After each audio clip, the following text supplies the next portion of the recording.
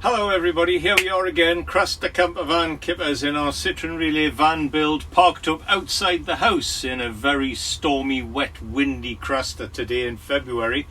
And the reason I'm out, well, one of the reasons I'm out here is we've got a power cut. So we've got a house that's nice and warm and it's got a gas hob, but there's not a lot else going on in there. So I've come out here into the van. Van's nice and toasty. Been watching the telly and I thought, you know what, it's maybe time to do another little video. So what could I do today that involves a little bit of inside and a little bit of outside? Well, it's going to be the subject of fresh water.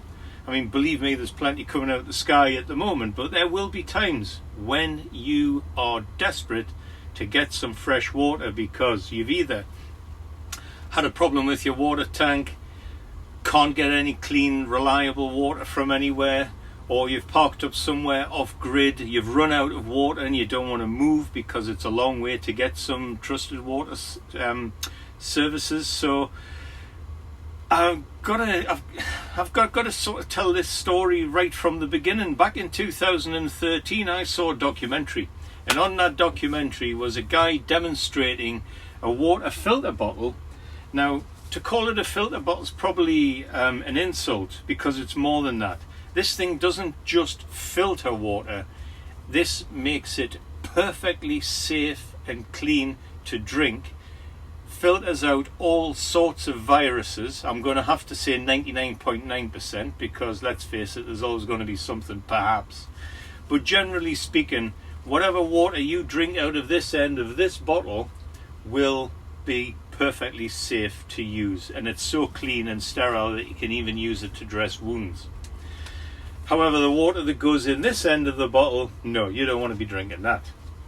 So in here is a nanotechnology filter, and this goes down to such a minute scale that it will take out absolutely everything. Now then, as I say, that was 7 years ago, and I discovered that despite living in a village that's now only got about 200 people in it, if we're lucky, one of my friends, he's a bit younger than me, but I effectively grew up with him. It turns out that he was involved in the development of this design, and also he was heavily involved in the tooling for the mouldings of all the plastic components and parts that are in this bottle. So this bottle served us really well now for 7 years. And of course now here we are for the last 2 years. I've got myself involved in a bit of van life living, and we've never really had a problem with water, but obviously the drinking water we've always used in here has been bottled. Now I'm hoping to go somewhere, or go to one or two places where bottled water can't be relied upon. So I spoke to my friend, and he let me know that the perfect thing for the van would be something more the size of this. And this guy here will take, oh my god, I should have read this in advance. I think it's approximately 20 litres of water. And what we're going to do today, we're going to go out, because it's been so rainy, the local burn, river, whatever you want to call it, will be full of all sorts of stuff you don't want to be drinking. So we're going to take this out, and we'll take the drinking water bottle out and do you a quick demonstration. And of course we're doing this demonstration not because I'm being paid, not being sponsored or anything like that. In fact, my friend has absolutely nothing whatsoever to do with the Lifesaver company anymore. So these are purely items that I have, and I'm showing you it purely from the point of view that this is a great idea. They aren't cheap, but we'll come to that at the end. But then what price your life? They say the best things in life are free. Well, if you can find it, water's usually free, but it's not necessarily always clean enough or safe enough to drink. And the investment in either one of these two will guarantee you that that water will be safe to drink. Now obviously the details about these products can be found online on the Lifesaver website and in many other sources, but and I'm sure you will be able to get the details from there. However, just while we're on this video here, I may as well let you know that, give or take, it is 47 centimeters tall. It is 34 centimeters wide, and the thickness is 17 centimeters. So I think that more or less equates to a standard jerry can size anyway. But if you're thinking of incorporating one of these into your van build, well then just make sure that you've got a bit of space for this. However, what they also have is 2 through holes. And what you can therefore do, if you're more into the overlanding type, you could bolt this to the back door of your van. Now this one just happens to be blue, but they do come in various other colours as well. So I suppose the main components of this and what makes it slightly different to a standard jerry can is you've got a fill nozzle here and a tap at this end. Now I've pre-loosened these off so I can quickly show you what's in there. So in this end we have a pump.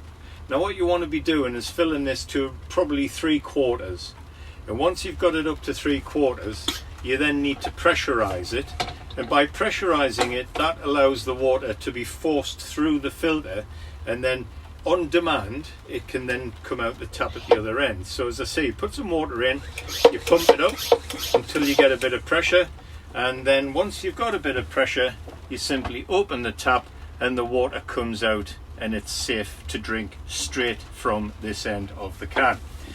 But the magic, I suppose if you want to call it, is in this end. Now hopefully I don't drop a lot of that stuff all over the place, but we have the drinking water cap on the top, but inside here, and there are O-rings, this is the filter, and the filter has an outer sort of plastic gauze, but that isn't the filter.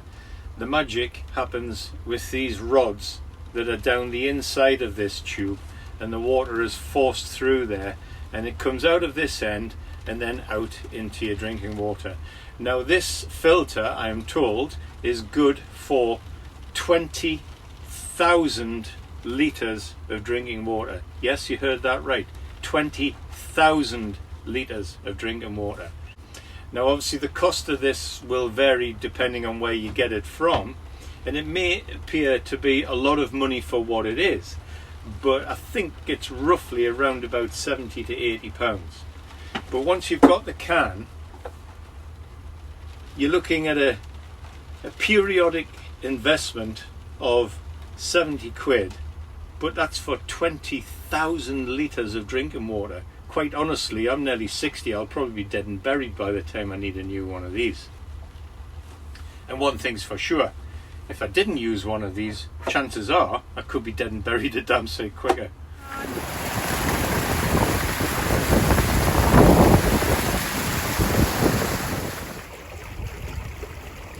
So here we are, we've come outside of the van now, with a little bit of a break in the weather, and we've come inland about 1/4 mile where it's more shelter because it's blown a gale down in the harbour today.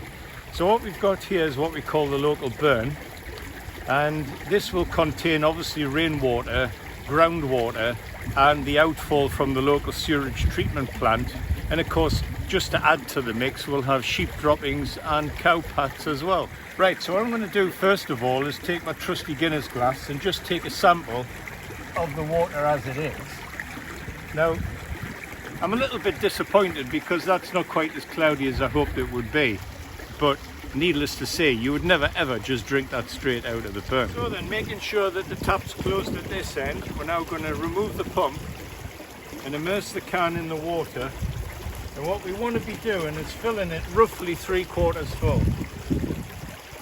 The reason for that is the more water you put in, the less pumping that you have to do.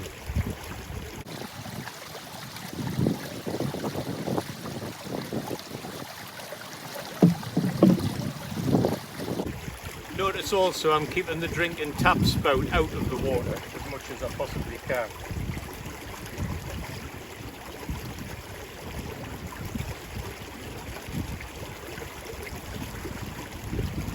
There we go, that's enough. So now we're going to screw this in. Now remember, you're not trying to pump up a car tyre here. You just want to put a little bit of pressure in to allow the water to be forced through the filter.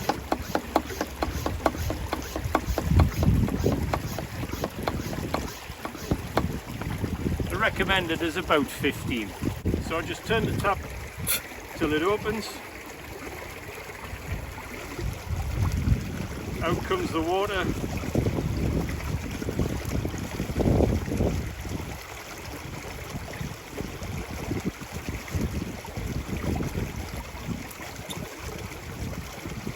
And we'll now compare that to how it was just literally a couple of minutes ago. And have I got confidence in this product? Yes, of course I have, because here we go.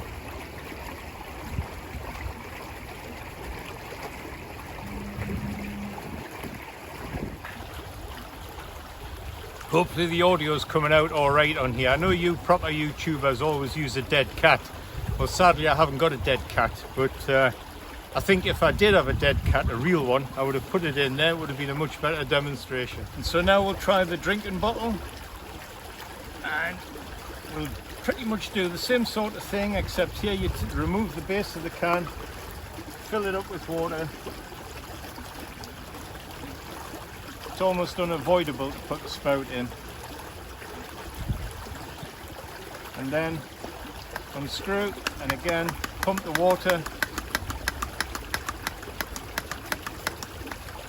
So you can feel a bit of pressure at the top. Open the spout, and there you go, lovely clean drinking water.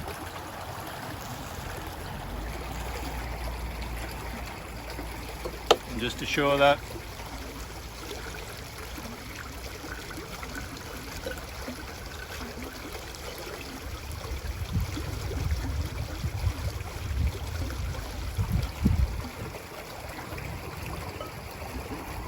there you go. Tasty.